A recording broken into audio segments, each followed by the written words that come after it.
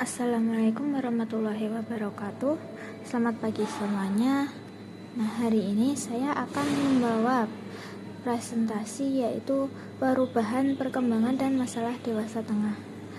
Analisis konflik antar generasi. Sebelum itu, perkenalkan, nama saya Haisa Hurilina Wanda dengan NIM 170.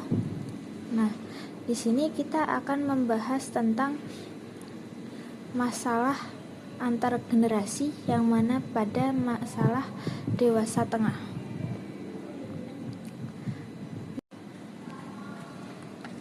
Seperti yang telah kita ketahui, pada masa dewasa tengah itu terjadi pada usia 40-60 tahun. Nah, pada masa ini ada 3 ciri utamanya.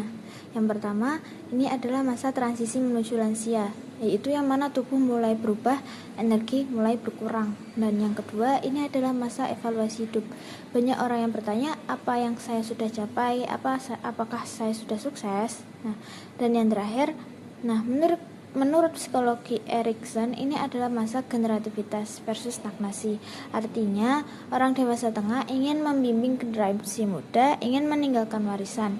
Tapi kalau gagal, mereka merasa tidak berguna. Dari sinilah sering muncul konflik antar generasi, baik di rumah maupun di tempat kerja. Nah, di sini ada 3 dimensi perubahan pada usia madya atau dewasa tengah. Yang pertama yaitu fisik. Nah, pada usia ini massa otot mulai berkurang, kulit keriput, berat badan cenderung naik, mata mulai kabur kalau baca dengan dekat, pendengaran menurun, dan resiko penyakit seperti rematik atau hipertensi meningkat. Nah, yang kedua itu kognitif. Nah, kecerdasannya cair, yaitu kemampuan memproses informasi baru dengan cepat mulai menurun. Tapi kabar baiknya, kecerdasan mengkristal, yaitu pengetahuan dan pengalaman justru meningkat.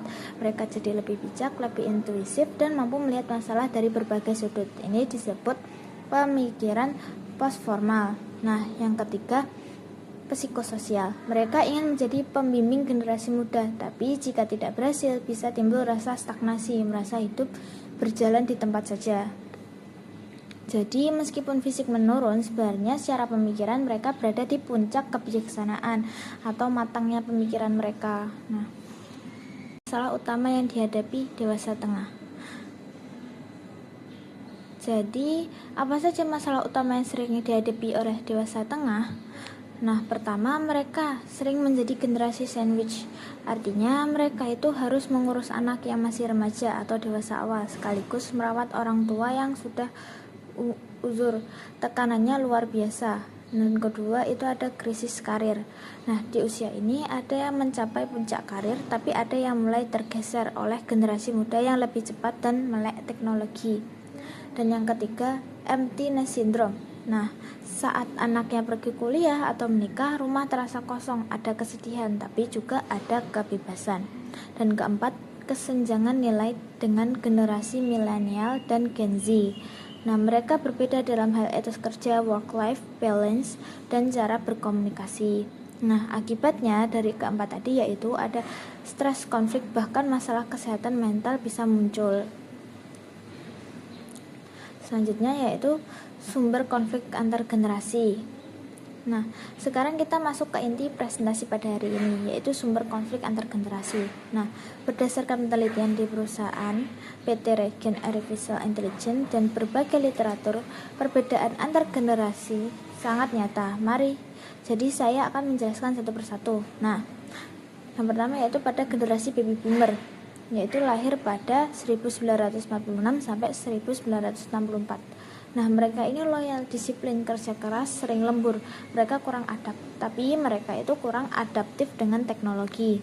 Nah, generasi X yang mana lahir pada tahun 1965 sampai 1980 ini adalah generasi yang saat ini sedang berada di usia madya. Nah, mereka ini cukup mandiri, mulai memperhatikan work-life balance, dan cukup tahu soal teknologi. Nah, generasi milenial yaitu pada tahun 1981 sampai 1996.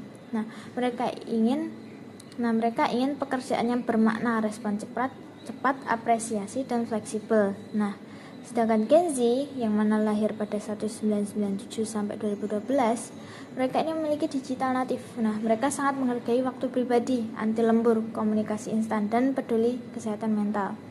Nah, konflik ini muncul ketika misalnya seorang atasan dari generasi X meminta bawahannya dari generasi Z untuk menyelesaikan pekerjaan di akhir pekan. Nah, generasi Z ini menolak karena merasa itu di luar jam kerja. Nah, sehingga atasannya kecewa, menganggap anak muda tidak bertanggung jawab. Sebaliknya, generasi Z merasa distigma malas.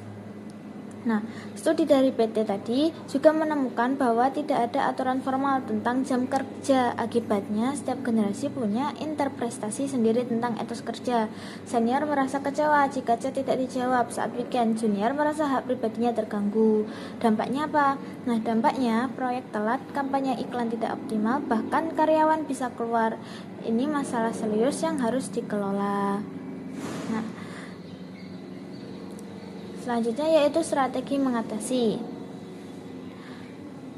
Nah, lalu bagaimana cara mengatasinya?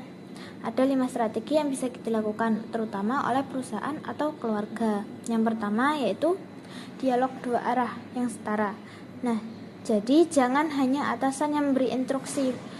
Jadi kita juga harus membuat forum rutin di mana setiap generasi bisa menyampaikan ekspektasi dan keluhannya. Yang kedua, fleksibilitas dengan orientasi hasil. Daripada mengukur jam kerja, lebih baik ukur penyelesaian targetnya. Nah, selama pekerjaan selesai, mengapa harus memaksakan lembur? Nah, yang ketiga, reverse mentoring. Ini menarik, generasi Z mengajari senior tentang media sosial, aplikasi digital, tren baru. Sebaliknya, senior mengajari tentang etika profesional, pengalaman lapangan, dan kebijaksanaan hidup. Keempat, penguatan fungsi HRD.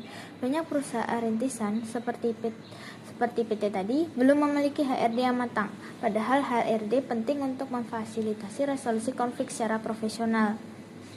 Nah, yang kelima yaitu pelatihan kesadaran generasi.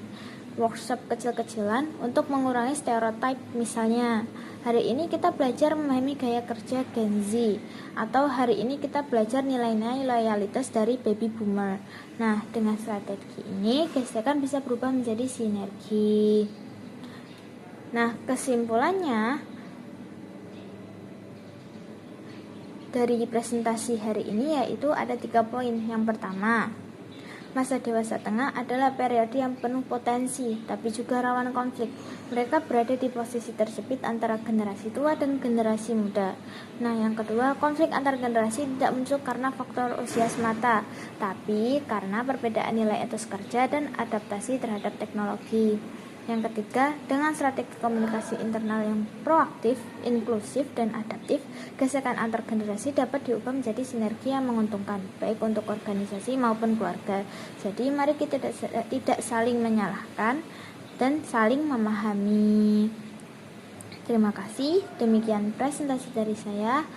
Apabila ada kurang lebihnya saya mohon maaf. Terima kasih atas perhatiannya. Wassalamualaikum warahmatullahi wabarakatuh.